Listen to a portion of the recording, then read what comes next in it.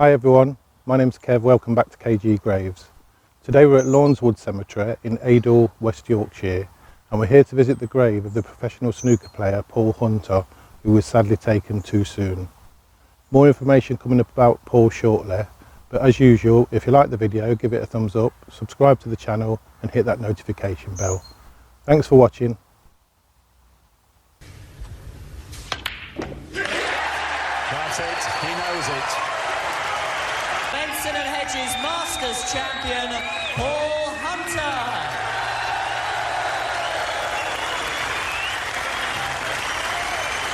Even if they weren't typical snooker fans, his story is one of talent, charisma and unfulfilled potential. A career cut tragically short just as it was reaching its peak. We actually found out that we were having a baby 2 days before he started his treatment, which was just, Paul basically said, God, there is a God up there, you know, something can happen nice. So I think for the first 3 weeks of his treatment there was only us two that knew, and we've decided to keep it a secret just to keep us going really. He said he'd be the only person walking around on a cancer ward on a drip. His death was a profound loss, not just to the world of snooker, but to everyone who had been touched by his spirit. Tributes poured in from around the globe, celebrating his extraordinary talent, his warmth, and the bravery he showed in his final battle.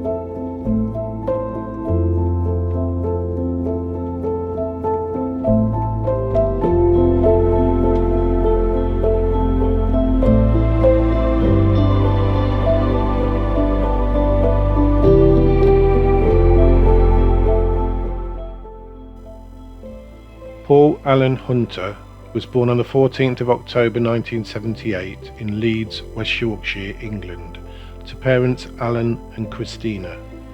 He was a professional snooker player. Paul attended the Cardinal Heenan High School.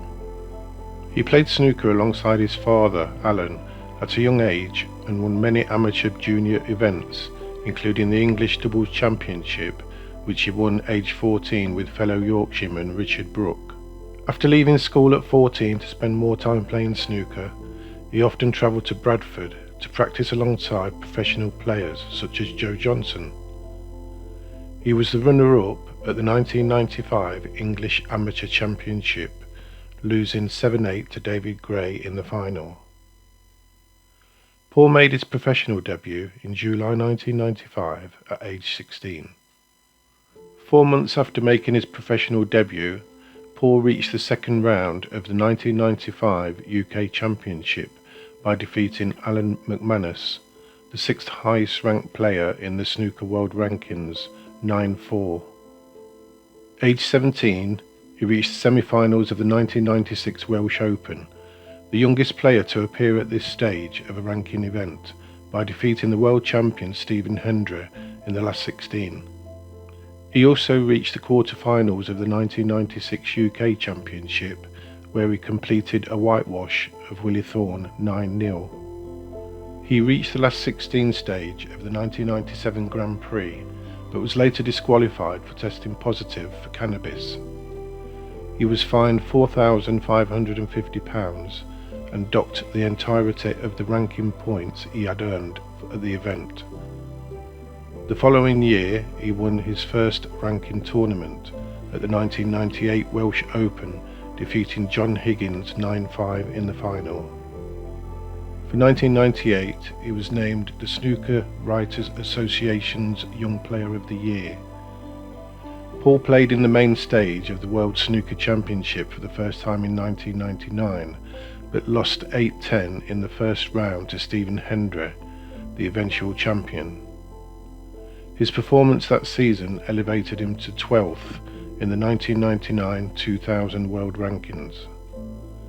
He retained his good form for the 2000-2001 season, reaching at least the quarter-final stage in 5 ranking tournaments. Ranked among the world's top 16 players, he entered the Masters tournament in 2001, eliminating the defending champion Matthew Stevens 6-5 in the first round, meeting Fergal O'Brien in the final. Paul trailed 3-7, but won 7 of the next 9 frames to win 10-9. After winning the Masters title, Paul claimed that he and his fiancée had had sex during the mid-session interval when he was trailing 2-6, which had caused him to play significantly better. At the following year's Masters, he reached the final where he met Mark Williams. Despite losing the first 5 frames of the final, Paul won the match and tournament on a deciding frame 10-9. He was only the 3rd player to retain the Masters title after Cliff Thorburn 1985-1986 and Stephen Hendra 1989-1993. He won his 2nd ranking event the same year, defeating Ken Doherty 9-2 in the final to win the 2002 Welsh Open. In November, he defeated Ian McCulloch 9-4 in the final of the British Open to win the 3rd ranking event of his career. Paul's progress in the World Championship helped him earn a place in the world's top 8 in the 2003-2004 rankings for the first time in his career, having been ranked number 9 for the previous 2 seasons. In 2003-2004, Paul won the Masters for the 3rd time in 4 years. He trailed Ronnie O'Sullivan throughout the final, but took the remaining 3 frames to win 10-9. He compiled 5 century breaks in the match. The 2004 Masters final was voted one of the best matches of all time by Eurosport in 2020. Paul reached his last ranking event final at the 2004 Players' Championship, but lost 7-9 against Jimmy White. At the 2004 Premier League snooker event, he made his highest break of his career, a 1-4-6 in a 3-5 loss to Marco Fu. His career high ranking was world number 4 during the 2004-2005 season. In April 2005, Paul was diagnosed with malignant neuroendocrine tumours in his stomach, a rare disease, the cause of which is unknown. He received chemotherapy for his illness. Paul returned to the circuit for the start of the 2005-2006 season, but sadly he did not maintain his form, losing in the first round of the 2006 World Championships 5-10 to Neil Robertson, which was his last professional match. Slipping from 5th to 34th in the 2006-2007 rankings, Paul admitted he played worse than the previous year and confirmed that he had been in continuous pain. Following a members' vote on the 27th of July 2006, the WPBSA, World Professional Billiards and Snooker Association, announced its rules would be changed to allow him to sit out the entire 2006-2007 snooker season with his world ranking frozen at 34. He intended to devote the year to treatment for his cancer. Paul died on the 9th of October 2006, aged 27, at the Kirkwood Hospice in Huddersfield, 5 days before his 28th birthday.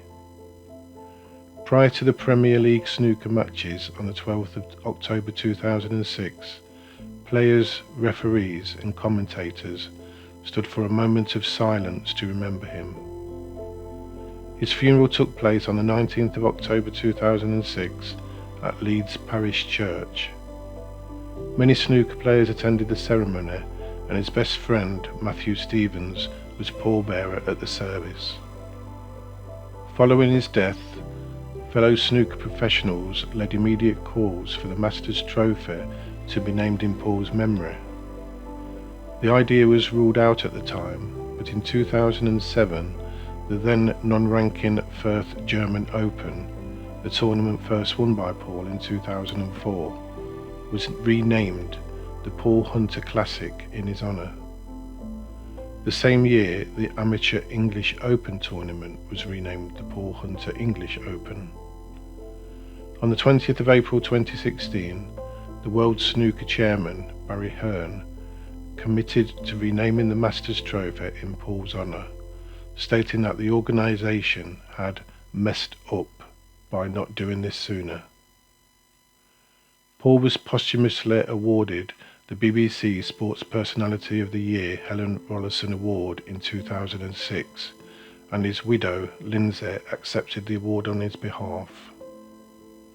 During his 11-year professional career, his total prize money was £1.53 million. He compiled 114 century breaks in professional competition. In his personal life, Paul married Lindsay Fell, a beauty therapist, in August 2004 in Jamaica. The couple had one daughter, Evie Rose, born on the 26th of December 2005. After his death, Lindsay wrote the memoir Unbreakable: My Life with Paul, a story of extraordinary courage and love, covering his snooker career, his personal life and his death. Let's see where his grave is located.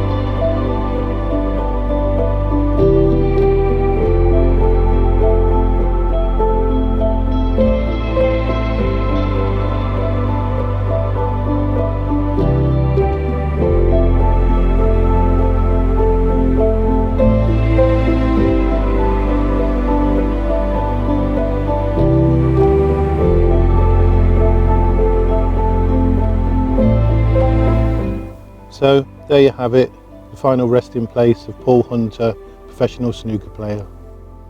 Taken far too soon. Hope you enjoy the video. See you on the next one.